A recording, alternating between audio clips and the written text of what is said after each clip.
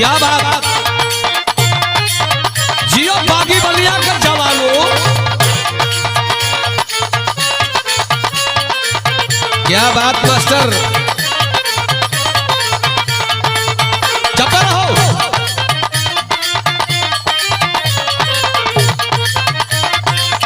क्या बात,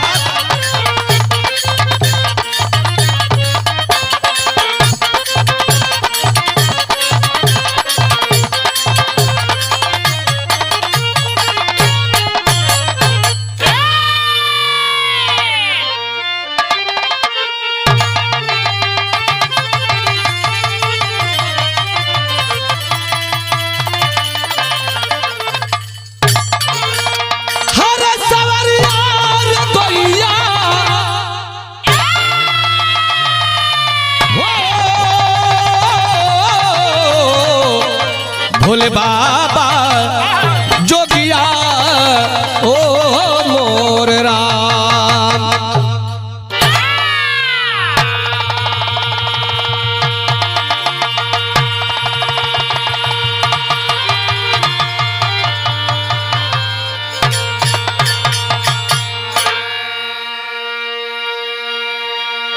अच्छा बाबूजी लोग, हम बिरहा गायक राम कुल यादव गाजीपुर, और यह भी रहा आरबी स्टूडियो भीमपुरा नंबर 1 बागी बलिया में रिकॉर्डिंग होत बा। जो ने भी रहा का शीर्षक बा हरिंदर यादव पहलवान बागी बलिया।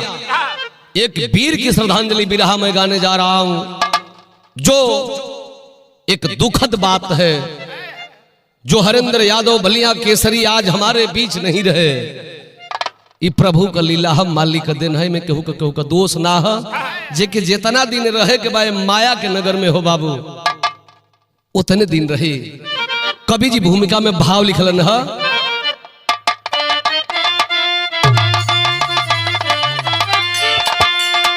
अरे किस्मत का खेला खिलाती समैया, जिनके आगे पीछे बनकर रह जाती कहानी। जीवन की धारा में जिंदगी की नैया, अरे लिखने में छलकता है आंखों से पानी। शोहरत से उछलती है जीवन की मोती, नाम गुज उठता है जौहरी जवानी। कभी श्याम लाल क्या करोगे भरोसा, दुनिया को छोड़ जगत बीच फिर रहती निशानी।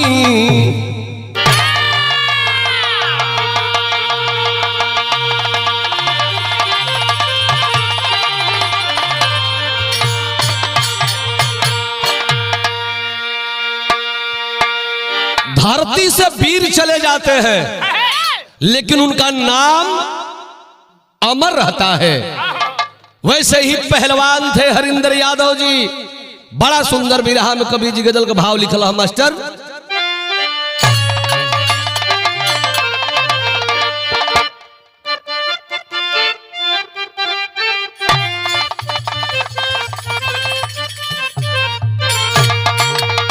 अरे बसी की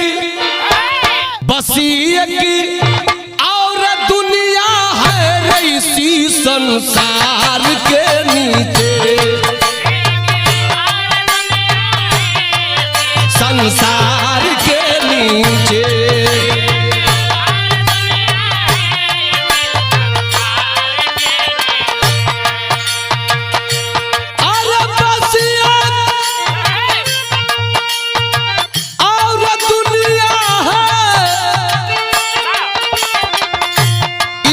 संसार के नीचे रे, इसी संसार के नीचे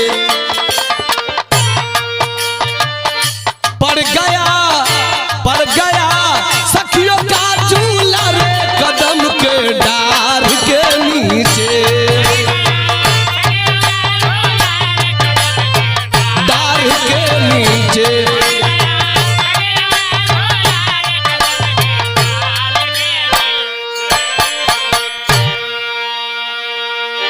लेकिन कवि जी बिरहा में भाव लिखलन हो, का लिखलन हो कि जिगर में याद आती है, तो जिगर में याद आती है जहां फरियाद होती है।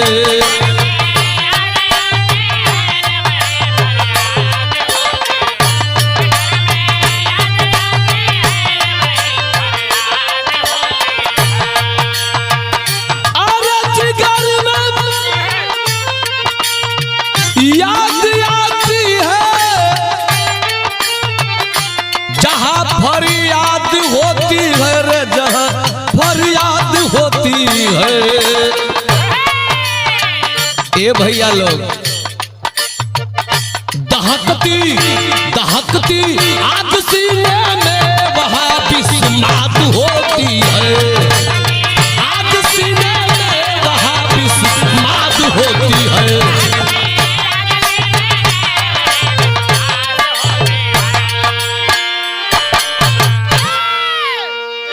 हमें समरे बिरहा का शुरुआत हो गई। कहानी केकर बा, कैसन बा, नज्म कलाई लगल बाबू।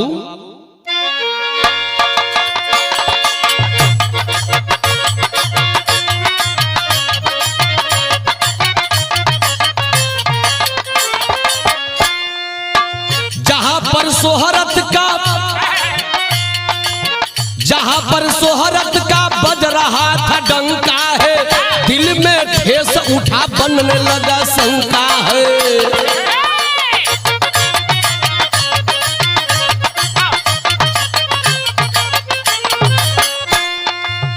बागी बलिया में भीमपुरा एक थाना है, महाराजपुर गांव विश्राम यादव का आशियाना है।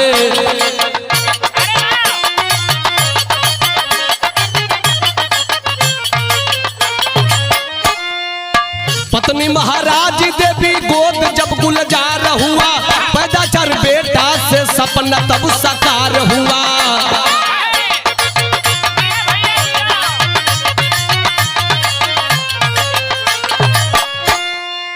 मरछू हरिंदर हरि वंश मुन्ना तारे थे, बेटी दीवारी ललसा माँ बाप के सितारे थे।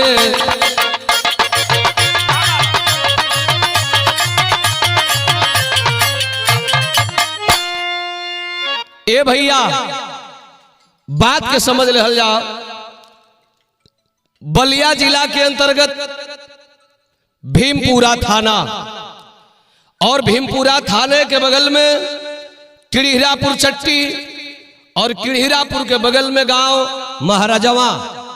किसान आदमी होन जेकर नाम बा श्री विश्राम यादव जी, दुल्हन का नाम बा श्रीमती महाराजी देवी।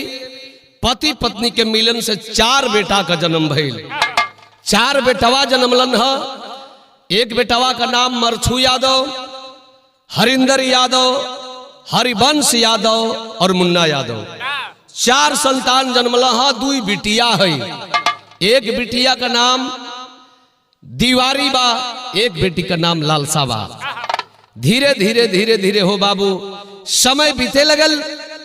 बाबूजी बेटा बेटिन का परवरिश करत तड़न, करत करत करत करत समय बीते लगल। जब समय बीतल तो भइल का, यहाँ एक लाइन रानी सरंगा का तर्ज लग गई।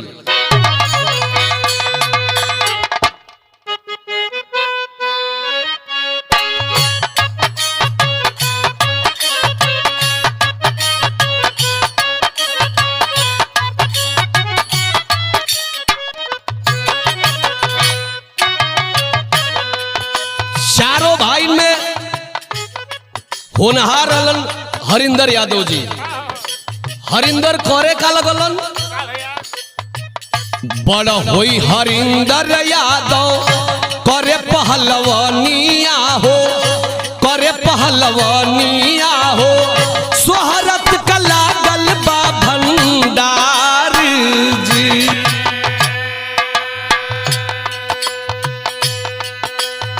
हरिंदर यादव एगो अच्छा पहलवान हो गईलन। जब पहलवान भइलन तब शादी का दिन पड़ल।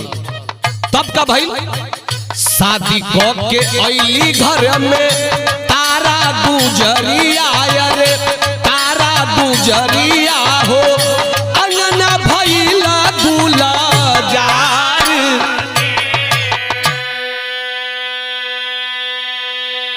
हरिंदर पहलवान जी का शादी भइल, घर में दुल्हन अली हो।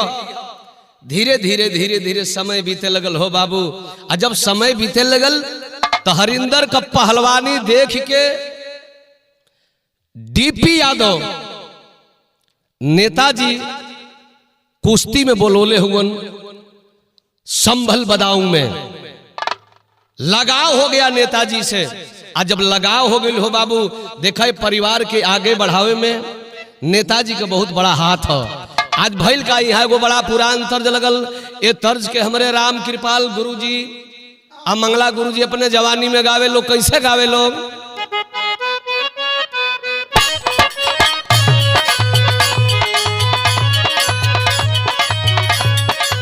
कैसे गावे लोग मास्टर?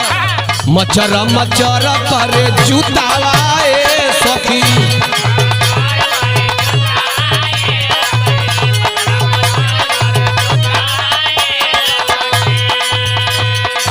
हमके सतावे यहिर पुतावा ए सखी, हमके सतावे यहिर पुतावा ए सखी, मचर मचर करे जूतावा ए सखी।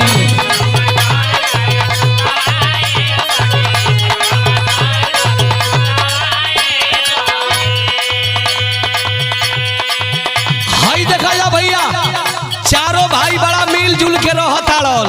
तो भइल का लहर लहर करे बगिया ए बाबू,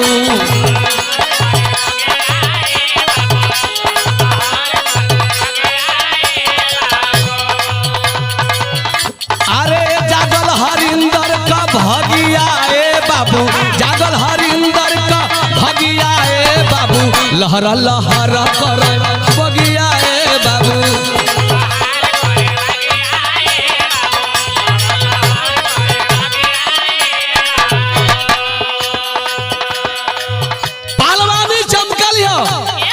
समय बीतत बा, दुल्हन घर में आइल बड़ी। अब तो घर में लइको लइकी हुई है ना। के जन्मल गोदिया में पैदा तीन लड़की भवनवा,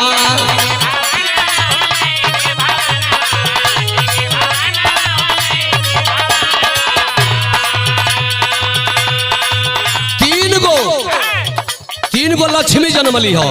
धीरे धीरे धीरे धीरे आ चौथी खुशी कवन मिलल? अरे मचल खुशी हाली पैदा बीरा टोलनवा,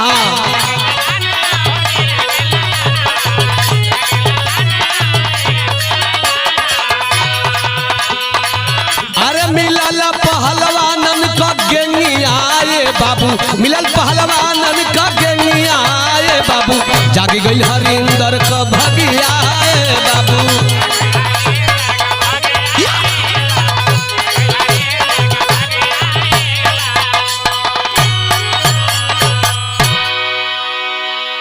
ए भैया बहुत बड़ा सहयोग डीपी यादव जी नेताजी करताड़न।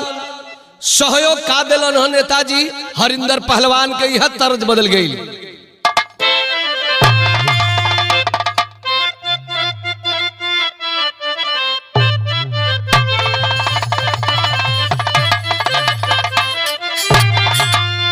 ये तर्ज के अपना जवानी में हमारे परशुराम गुरु जी गावे। कैसे गावे? अरे ससुरा से रूसली बाती, अरे ससुरा से रूसली बाती, रियावानु हो धैली नैहर करा।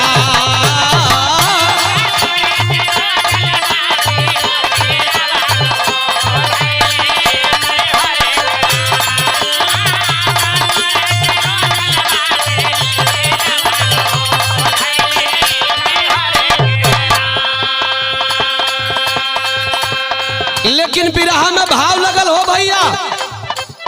डीपी यादव जी हरिंदर पहलवान बलिया जिला केसरी से कहने लगे, हरिंदर तुमको क्या चाहिए बताओ दे दूंगा। हरिंदर यादव मंगलन का कहला कि नेताजी मैं अपने गांव में एक सुंदर अखाड़ा बनवाना चाहता हूं। डीपी यादव जी कोई मामूली आदमी नहीं है। डीपी यादव जी 4 बार विधायक रहे, 2 बार सांसद रहे, 1 बार मंत्री रहे। 3 लाख रुपया दिलन हो सहयोग में। वो 3 लाख रुपया के हरिंदर पहलवान कैलन का डीपी यादव के माध्यम से। अरे डीपी यादव अखाड़ा बनवलनु हो, अरे डीपी यादव अखाड़ा बनवलनु हो, पूरा भैया रमान जी।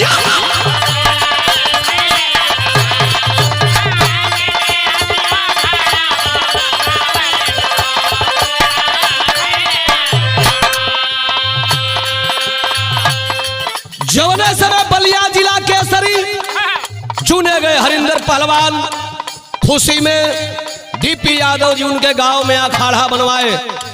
आज बलिया 12 बागी बलिया की धरती हमेशा वीर पैदा करती है। चर्चा कहां हरिंदर का होखे लगल।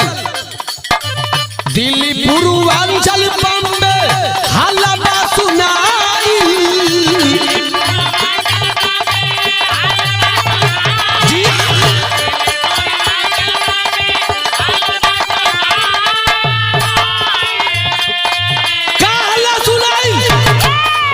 केसरी का ताज उनके सिर पर बधाई।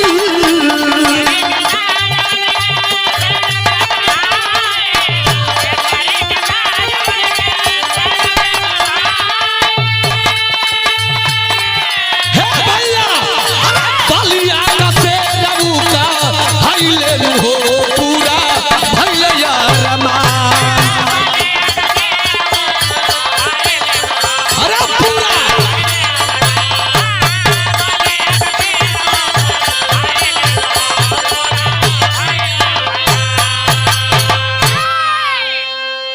ए भैया हरिंदर यादव पहलवान के नाम के आगे लग गया बलिया जिला केसरी बागी।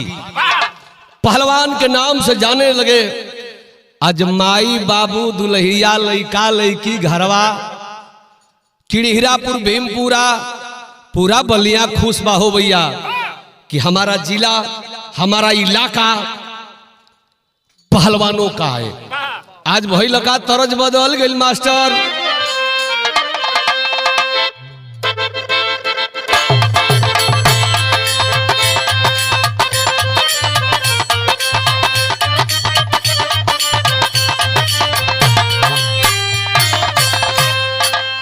श्रृंगारस को गवैया रहलन हमारे गुरु पीठासीन गुरु श्री श्री नारायण यादव जी। गुरु जी गावे हम सबका गुरु।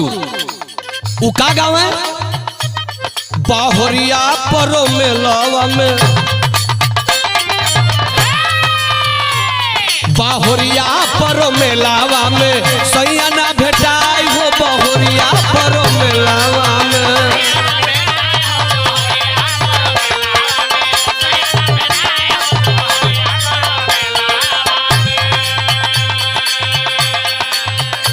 भैया हरिंदर पहलवान का तीनों भाई लोग खुश हुआ, सब खुश बात। पहलवनिया के बतिया पर,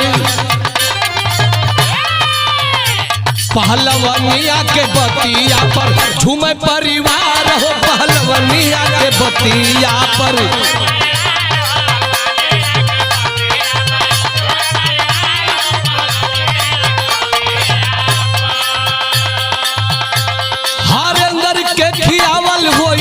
गईले सकार हो पहलवनिया के बतिया पर, पहलवनिया के बतिया पर झूमे परिवार हो, पहलवनिया के।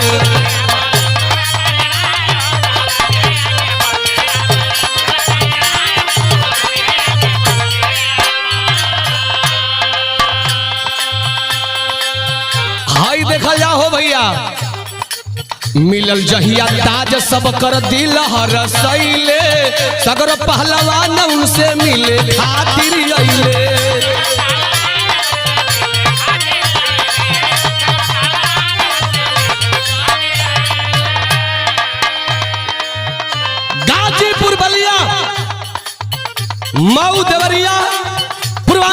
पहलवान हरेंद्र पहलवान से मिलने के लिए महाराजपुर गांव पहुंचे।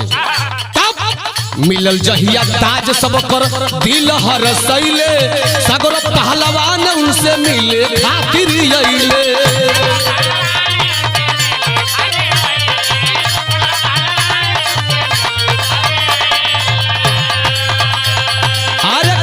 में झूमा उठल सगरी जवार हो पहलवनिया के बतिया पर पहलवनिया के बतिया पर झूमे परिवार पहलवनिया के बतिया पर जी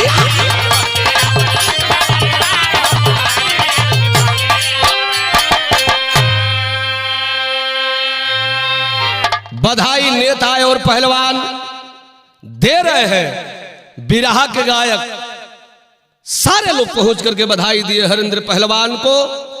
लेकिन भैया हो भैल का यहां बिरहा में टेरी का भाव लग गई।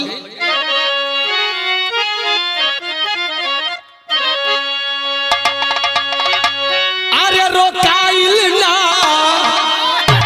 केहू से जोरावा, अरे ये भैया रोकाइल ना केहू से जोरावा, जिनकी भुजा में हरदम बसत रहे कपिलाई।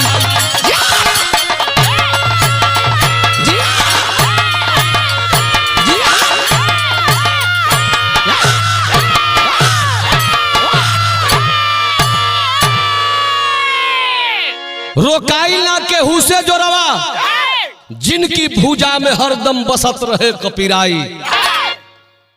हरेंद्र के सामने जे आवे वारे बजरंगबली का नाम लेकर के उस पहलवान को सेकंड मिनटों में पटकने का काम करते थे।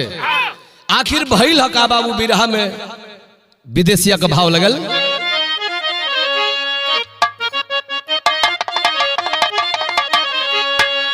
तो चमकल पहलवानी तो अरे दिलवा में मनसा जागल, अरे धीरे धीरे लागल राजा नीति में मनवा। 2005 आइल देखाऊ समैया हो, जितल प्रधानी गाँव के सेवा में बामनावा।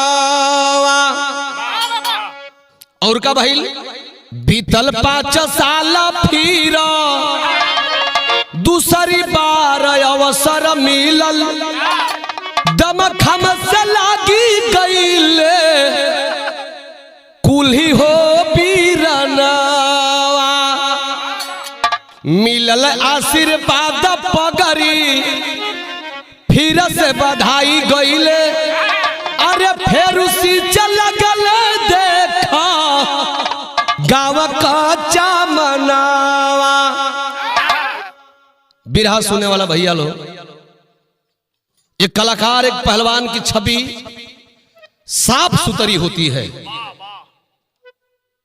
ये भैया आखिरकार 2005 में अपने गांव का प्रधानी को चुनाव लड़लन। 2005 में हरेंद्र यादव अपने गांव का प्रधान हो गए। 5 साल बाखूबी गांव का सेवा कैलन है। 5 साल के बाद फिर चुनाव के मैदान में कूदलन है, फिर प्रधान बने। ए भैया खुशहाली बा घर में, पहलवानी भी चल रही है, प्रधान भी है। आखिर धीरे धीरे धीरे धीरे समय बीतत आइल हुई तो भइल का यहाँ तर्ज बदल गई।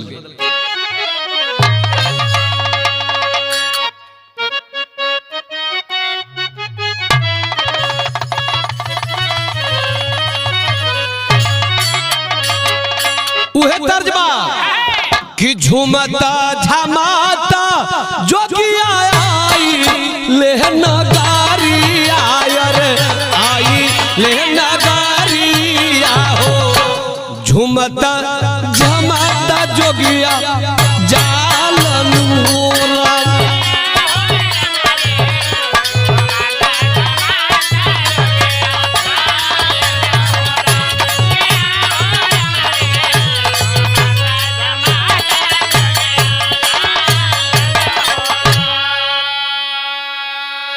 हरिंदर पहलवान खुशी में दिनवा बितावत रहले, दिनवा बितावत रहले। अचक में हो गइलन बीमारन मोरा, अचक में हो गइलन बीमारन मोरा।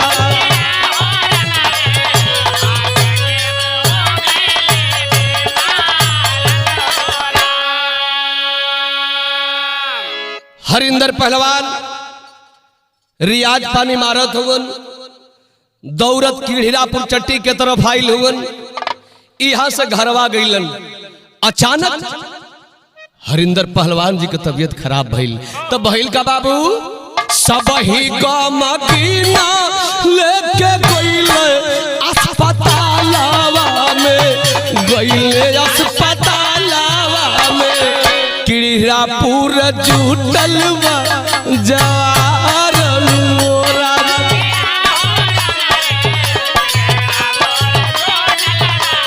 जवारन मोरा।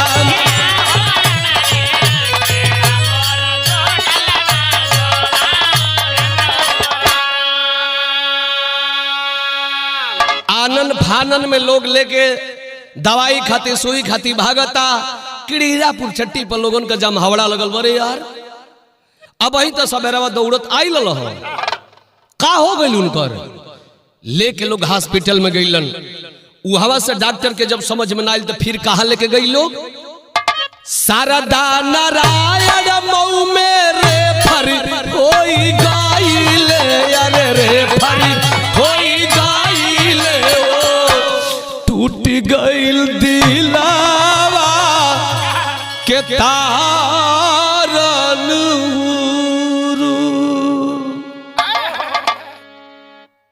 शारदा नारायण हॉस्पिटल में लोग लेके गइलन। चेक हुआ, डॉक्टर बोल दिया सॉरी हरिंदर पहलवान इस दुनिया में नहीं है। ये बात आग जैसे फैलल हो बाबू। लोग आही भगवान ये का हो गई हो। आखिरे बाबू लाश जब घरवा आइले तो भइल कामर बिरहा का आखिरी तर्जबा।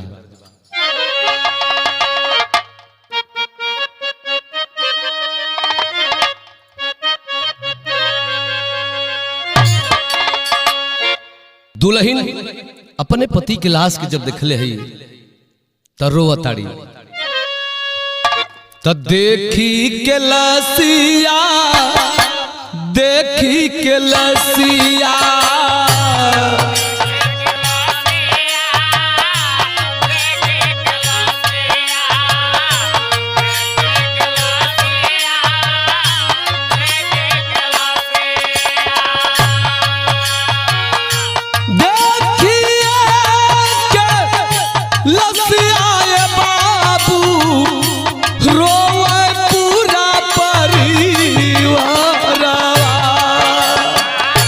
देखिए के लसिया, देखिए के लसिया, देखिए के लसिया, देखिए के लसिया ये बाबू रोए पूरा परिवार।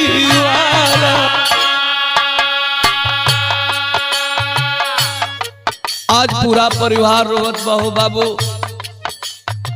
दुल्हन कहतड़ी जनती जसैया मोर छोड़ दी है साथवा।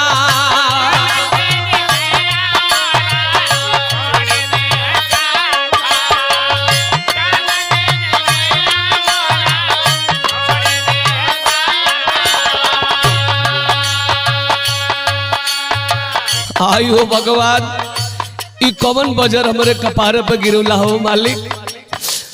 अरे जिंदगी भरा पीलखत, जिंदगी भरा पीलखत जाई से नूर खातिर मथवा।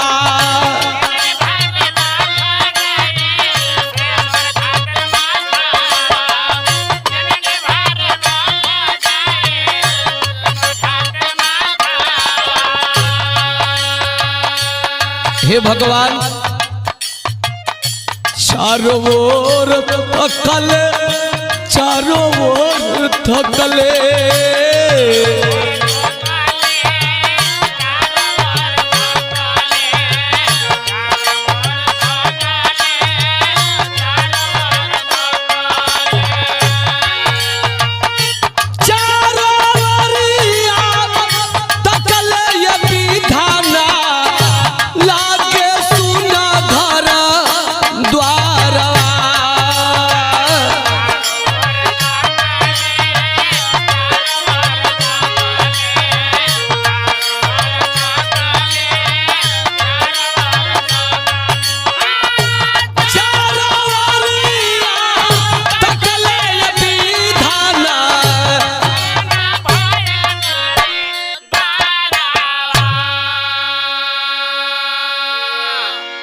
ए भैया 29 अगस्त को इस दुनिया को छोड़ करके हरिंदर पहलवान चले गए। आज भाई लका बाबू बिरहा में अल्लाह का भाव लगल।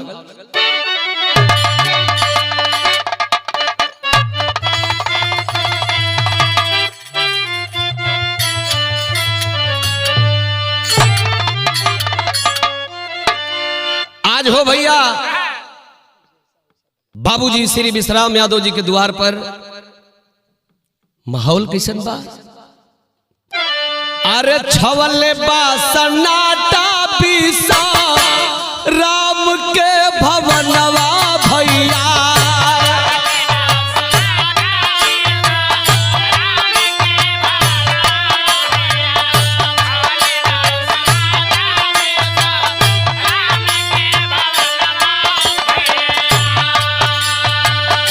देख के हालात सब ही गइल बिलखा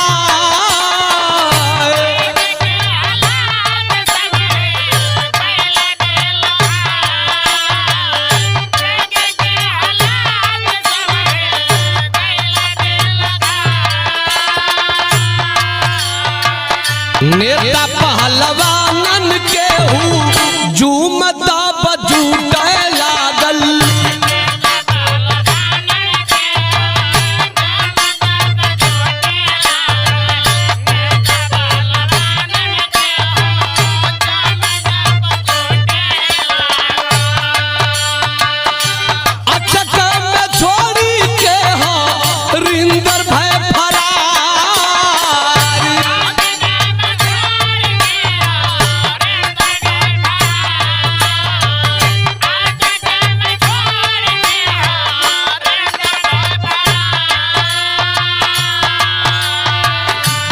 साल परधानी में गाँव का सेवा कइले रहले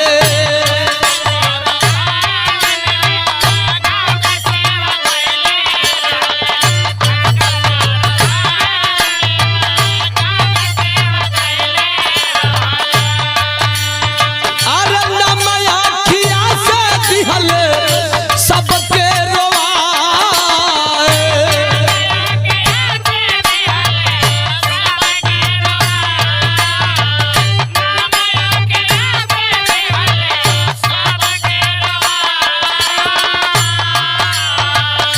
बेटवा विराट दिहले मुहे अग्नि दनवा बाबू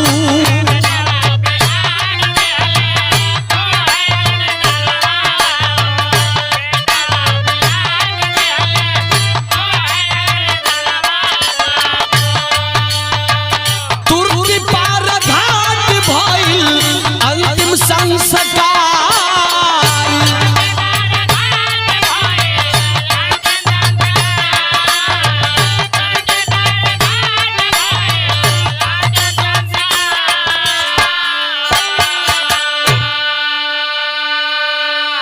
कहा जाता है कि होनहार बीरवन का होत चिकने पात। हरेंद्र पहलवान तो दुनिया छोड़कर चले गए, लेकिन अपना एक बेटा विराट को पहलवान बना कर गए।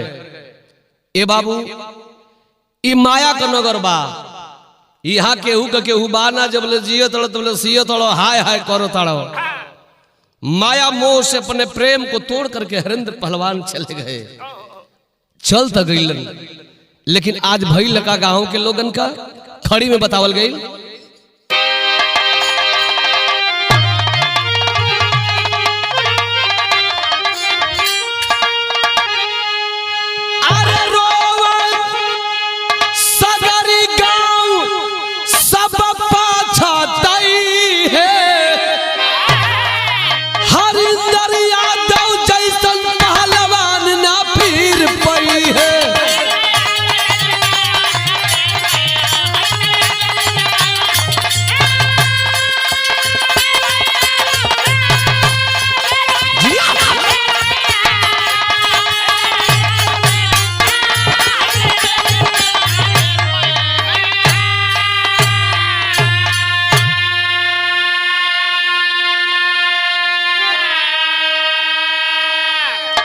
ए भैया,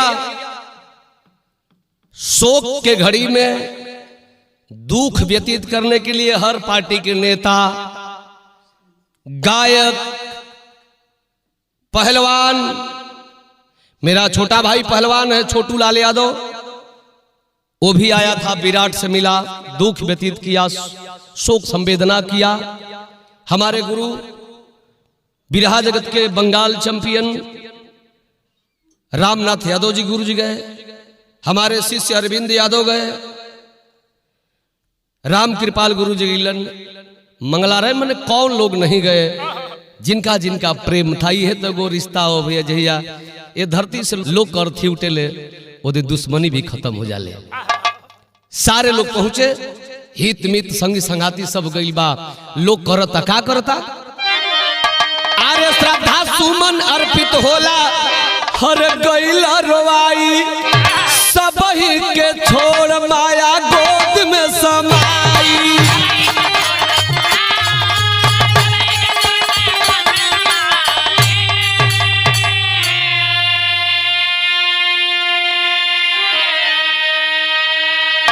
अरे पूरा परिवार सब दिन बीला खाई है, हरिंदर यादव जैसन पहलवान न फिर पाई है।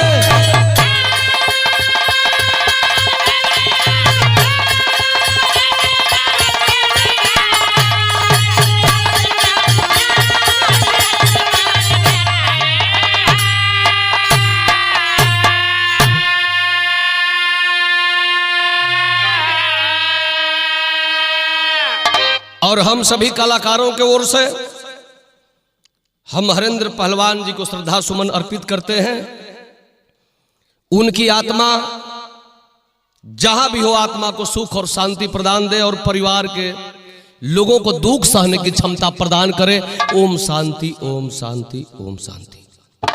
आखिरी लाइन, जय जखाड़ गुरु जदू लौटन की लहर फुलवारी।